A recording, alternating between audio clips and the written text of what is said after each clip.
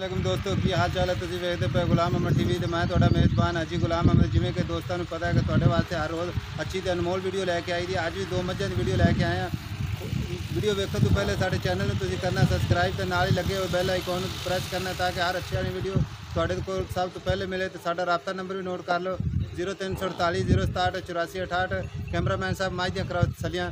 है sir ji my number है my number 1 जो कैमरामैन साहब तसली करा दो। लेवा माशाल्लाह थब्बे दे लेवा मुठ पर थान गिट गिट दियां विरला कैमरामैन तुहानू करावेगा तसली। हर चीज़ कैमरे की नज़र च होएगी। कैमरामैन साहब तसली कराओ।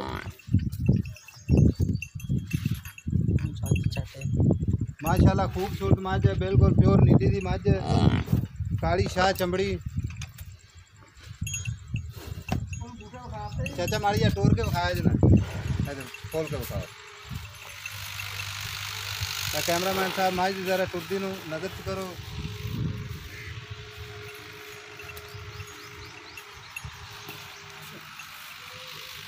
ठुंद ठुंद वाला कैमरामैन साहब तसली करो। मझ कैमरे की नज़र च होनी चाहिए है। ऐसे करे बस ठीक है सही कोई नहीं ठीक जानते जिधर जाती है। चाचा पीछा मोड़ ऐसे तो लिया मोड़ के। चाचा ये तो बच्चा है वे। हाँ बच्चा जी कट्टी है।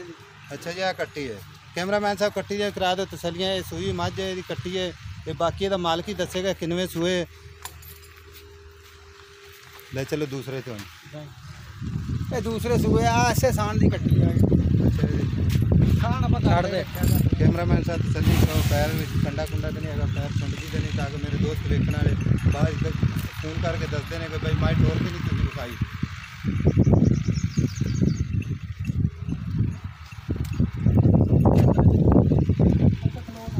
चाचा जी इधर आओ खा।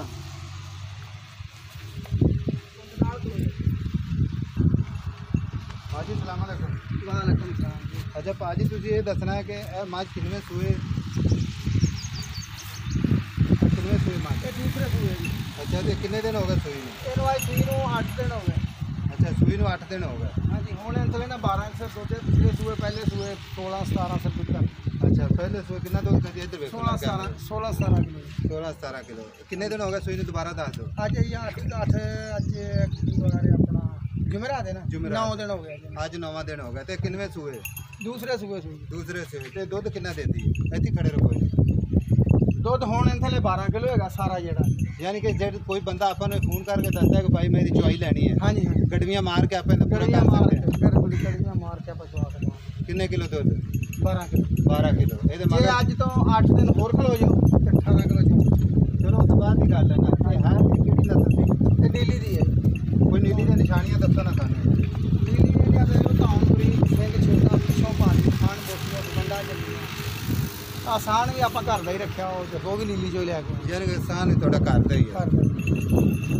ਮੱਝ ਆਪਾਂ ਚੰਗੀ ਲਈ ਦੀ ਮੱਝ। अच्छा हुणे ਆਪਾਂ ना बेच देनी थोड़ी मझ ठीक है ਹਾਂਜੀ ਤੇ ਇਹ ਆਪਾਂ ਇਹਦਾ ਨਾ ਫਾਈਨਲ ਜਿਹਾ ਰੇਟ ਕਰਨਾ ਹੈ।